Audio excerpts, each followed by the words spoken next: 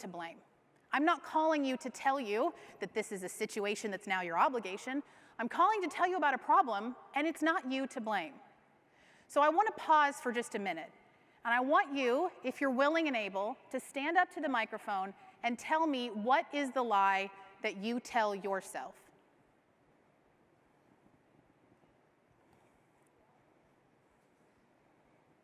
I'm going to get in trouble.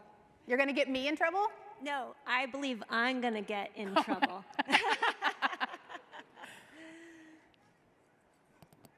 What's the lie you tell yourself? That's the Oh, lie. that you're going to get you in trouble. It's a head scratcher. How does that manifest itself? Always trying to be nice, play nice, make peace, right? Yeah. So that I don't get in trouble. So Yeah. it's always like, there's a defensive feeling to it. And it actually resides like right here in my gut and my heart. I think that's very much connected to what I feel too, this belief that I've done something wrong and I'm going to be called out on it and I'm going to be in trouble. And this is coming from someone, and I would imagine this is true for you too, who actually didn't get in trouble a lot. Oh. Well, I got blamed for things that I didn't do. Oh, sure. Yeah. I find that a lot of times with that lie, we're afraid to even test the consequences. The consequences of what could happen are so uncomfortable, and we don't want to sit with that discomfort. Yep. Thank you so much for sharing. You're welcome. Someone else, tell me a lie you tell yourself.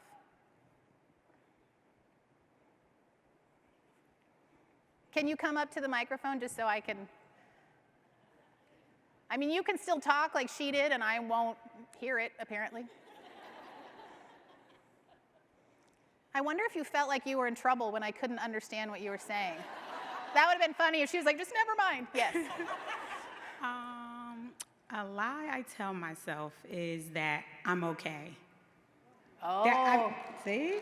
Oh. I think that's a big thing. Everybody says that they're okay, and they're really not. So.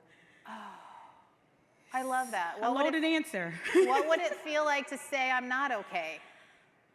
Probably a lot of tears Yeah. and understanding Yeah. of some things to help me actually be okay. Absolutely. But, yeah.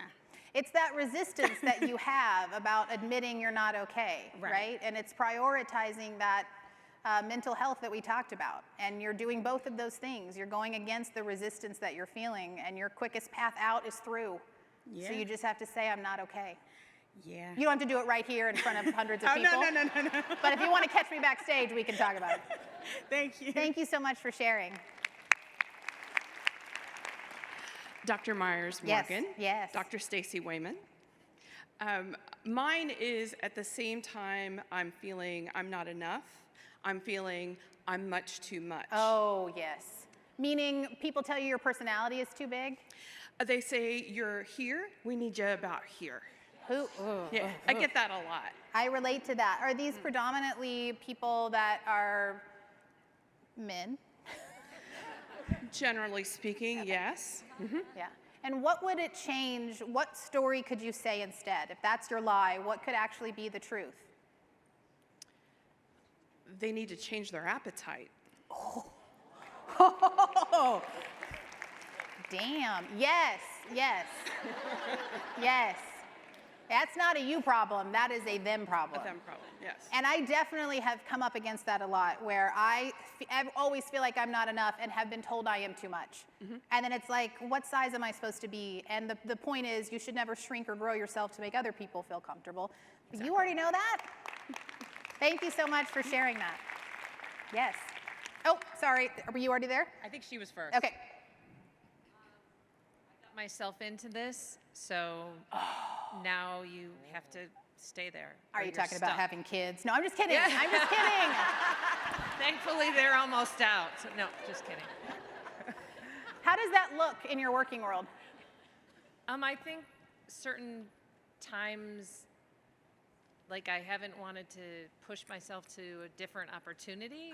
Oh. Because like people just expect me to do something, and it's like, okay, I kind of got myself into this role, so I guess I should stay here, kind of a thing. Yeah.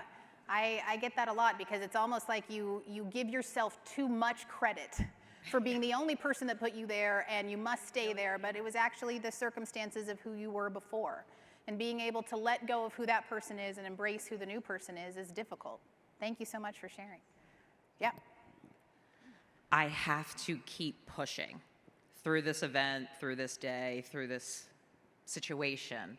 I don't give myself time to stop and say, I don't have to push. Oh my gosh. What happens in your mind? What's the magical thinking if you stopped pushing? That everything falls down. You are so powerful. You're the one I wanted to meet. You're the one in charge I'm of right all here. the I'll be down things. front. I love telling women on one hand, you're so powerful, and also you are not that powerful, right? That's a heavy feeling that if I don't rise up, everything will fall. And I think, but wouldn't it be fun to play that a little bit? Wouldn't it be fun to see if it all fell apart and all burned? And it's just something to think about. Let it all burn. Yeah. Oh, sorry, there's 2 microphones, yes. Hi, I don't need help. I can do it all by myself. And that's, I think, the biggest lie that we all tell ourselves, Yes. especially being a mom and being an employee and, being a friend, a sister, everything. It's that we don't need anyone to help us, but I think that's the biggest lie we tell ourselves. What are you afraid of if somebody helps you? What do you lose? I mean, I think sometimes it comes from trauma Yeah. of feeling like it's not going to be done right, or there's going to be kind of what she was saying, like you're going to get in trouble, Yep. or also just feeling like you want to do everything the way that you need to do it.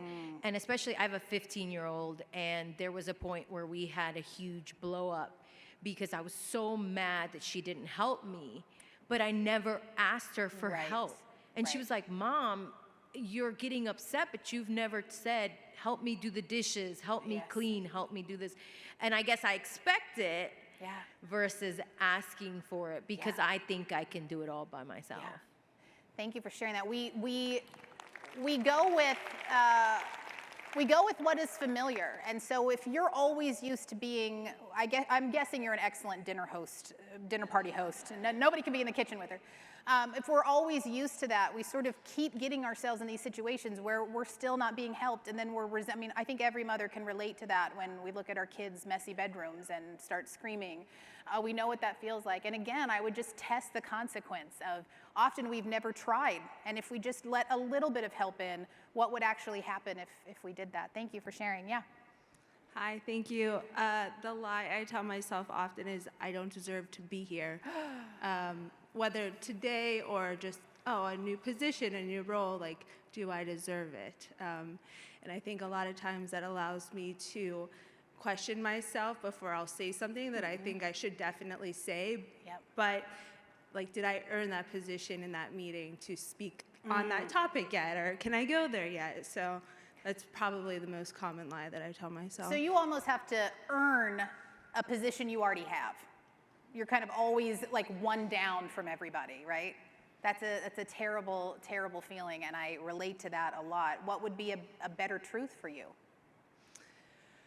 I don't think I have the answer to that yet. I thought you were going to give it to Oh, me. wait, no, that's fair. That's completely No, fair. Let me point out something. The assumption is I know the answer, right? You're sitting in Yeah. boardrooms thinking they know the answer. I'm looking at you going, I may have the microphone, but I don't have the answer. And one thing that being in academics for 15 years has taught me is everyone's kind of an idiot, right? It's rare that I'm in a meeting where I go, yes, everything they've said is great. And when I can stop and kind of think about the way other people carry themselves, it kind of lowers the bar for me. But I hope that I'm sure you're surrounded by remarkable people, and I can tell you are remarkable as well. But don't give people, especially me, that much power to know everything. Thank you for sharing. thank you so much. Hello. So first of all, almost every one of these has resonated with me, Yep. which I think by the oohs and ahs it has with everyone else. But for me, it's kind of you're not doing enough / you're not trying hard enough / you are responsible for everything, and why are you not doing it? What's wrong with you? And so probably trying to go to sleep at night is really tough for you. Yeah. Let's sleep. Right. Yeah, okay. What do you want the truth to be? That you are enough? Yeah, and other people are capable as well. Right, right. Despite what I just told her. Yes. Yes, Yeah, other yeah, people yeah. are very, very Yeah, yeah. capable. Yeah, yeah. I do think that even just saying that, right? I am enough. I'm enough in this moment. I'm going to do what I can do, and I'm going to move on. Might start to shift the way that you think about that. But I wonder how we get this way, how we get to this point where we've let other people convince us we're still not doing enough. And I don't know if we'd believe someone if they told me, right? If they were like, yes, you've reached it, you've arrived, you're done. I don't think that I would believe them. So I hope you can change that story for yourself. Thank you for sharing. Yes. I can't say no. Oh, And I think a lot of people have that problem. Yeah. But I feel like you have to keep saying yes, and then your plate gets higher and Yes. higher, and that's professional and personal. have you ever tried no? It's hard. She can't even No. say no. No, I haven't. She's just like, Yeah, I remember one thing that happened when I did my first no. I was sitting on a board of a nonprofit I really love, and I was the president, and they kept inviting me to every single meeting, so I kept accepting every single meeting, and suddenly I was like, do I work here? Because I was at this organization so much, and I finally pulled the executive director aside, and I said, I feel really bad, but I can't do all this stuff. She's like, oh, you don't have to say yes. And I thought, oh, that's interesting. They weren't even expecting me to say yes. They were thrilled I was saying yes, but it wasn't an expectation. So I remember hitting no on a calendar invite, and nothing happened. Nothing. You know what happened? They sent me another one, right? Like, what you find is when you say no, they still keep coming. You're not actually letting go of opportunities. You're bringing in the right ones. Thank you so much for sharing. Yeah. Hi. I really appreciate you coming here and speaking your truths and talking about everything that you've been saying. One of the big lies that I tell myself, and I totally understand where it comes from, is I'm unworthy. Whether it's I'm unworthy of love, I'm unworthy of friendship, I'm unworthy of these positive things that are coming my way. I am not worthy. And how does that show up today? For me, it shows up, in maybe doubting myself. Maybe I am not doing enough. Maybe I need to be, doing more. Maybe I'm not busy enough. I need to wake up at a certain time. I need to be on the go. And if I don't achieve everything in my checklist in one day, I failed. Who wrote the checklist? Me. Okay.